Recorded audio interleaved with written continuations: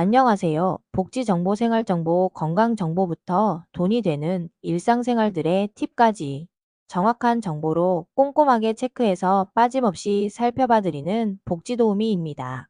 오늘 영상도 대한민국 모든 여러분에게 도움되는 영상이길 바라면서 구독, 좋아요 꼭 부탁드려요.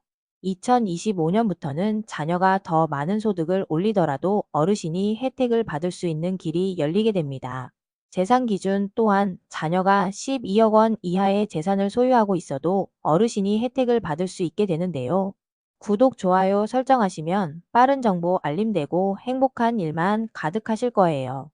최근 정치권에서 대통령 탄핵 소식이 전해지면서 사회복지에 대한 우려가 더욱 커지고 있습니다.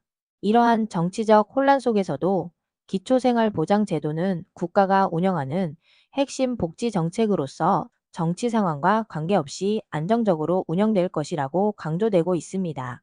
오늘 영상에서는 2025년 기초생활보장제도의 변화와 수혜자들이 받을 수 있는 다양한 혜택을 상세히 설명할 예정입니다. 영상이 끝날 때까지 시청하셔서 중요한 혜택을 놓치지 않도록 하세요. 2025년 기초생활보장제도에 따르면 생계급여, 의료급여, 주거급여, 교육급여의 기준 금액과 지원 금액이 전반적으로 인상될 예정입니다. 특히 생계급여는 생계를 유지하기 어려운 분들에게 매달 지급되는 생활비로 기준 중위 소득에 따라 책정됩니다. 2024년 1인 가구의 생계급여는 월 71만 3,010원이었지만 2025년에는 76만 5,444원으로 7.34% 인상될 예정입니다.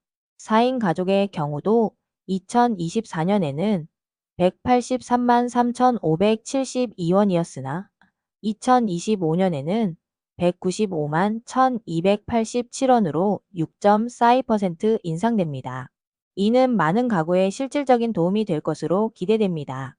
의료급여는 경제적으로 어려운 분들의 병원비를 지원하는 제도로 본인 부담금이 적은 것이 특징입니다. 2025년에는 의료비 지원 한도가 확대될 예정이며 이는 수급자들에게 더 많은 혜택을 제공할 것이라고 하는데요.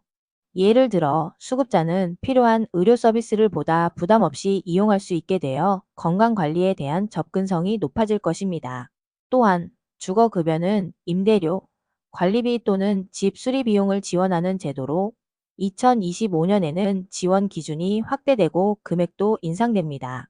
서울의 경우 1인 가구의 월세 지원이 2024년 34만 원에서 2025년 35만 2천 원으로 증가할 예정입니다. 이는 주거 안정성을 높이는 데 큰 기여를 할 것이라고 합니다. 부양 의무자 기준도 크게 완화될 예정인데요. 기초생활보장제도의 생계급여나 의료급여를 받을 때 수급자의 가족 경제적 상황을 고려하는 제도인데 2025년부터는 자녀가 더 많은 소득을 올리더라도 어르신이 혜택을 받을 수 있는 길이 열리게 됩니다.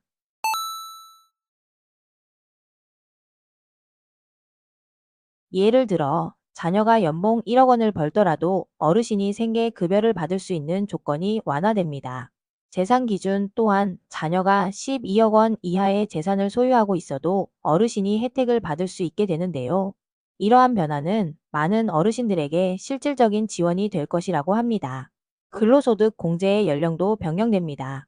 기존에는 75세였으나 2025년부터는 65세로 변경되어 65세 이상의 어르신들이 일을 하면서도 복지 혜택을 더 쉽게 받을 수 있도록 설계됩니다. 실제 예로 한 달에 40만 원을 벌면 20만 원이 공제되고 나머지 20만 원에서도 30%가 추가로 공제됩니다. 이를 통해 어르신들은 노후에도 경제적 자립을 도모할 수 있는 기회를 가지게 됩니다.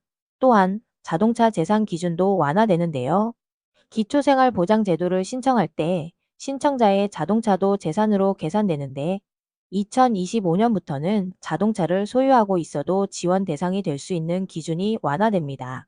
예를 들어 10년 이상 된 자동차이거나 2000cc 미만의 자동차 차량가액이 500만 원 미만인 경우 생계급여 신청이 가능하게 됩니다. 이는 많은 가구가 자동차를 소유하고 있더라도 복지 혜택을 받는 데 도움이 될 것입니다. 기초연금 산정 방식도 변경됩니다.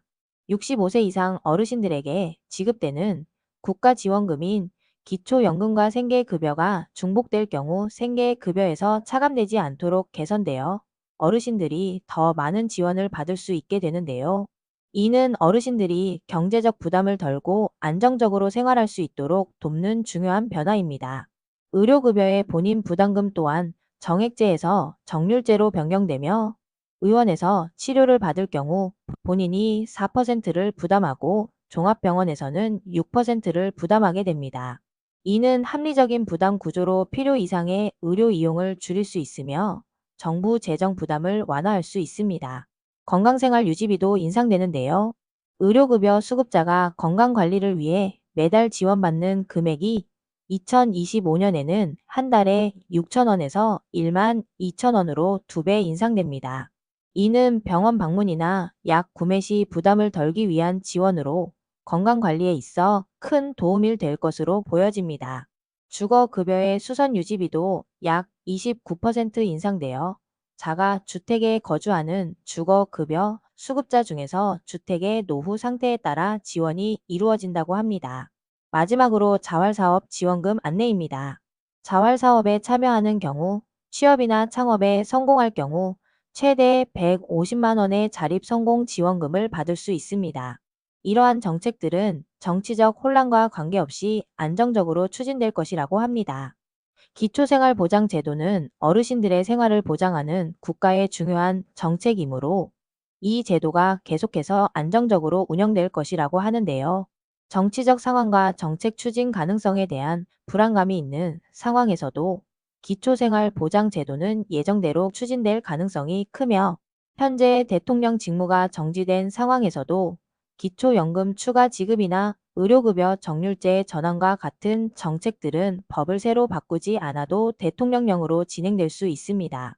이러한 변화는 많은 이들에게 희망을 줄 것으로 기대됩니다.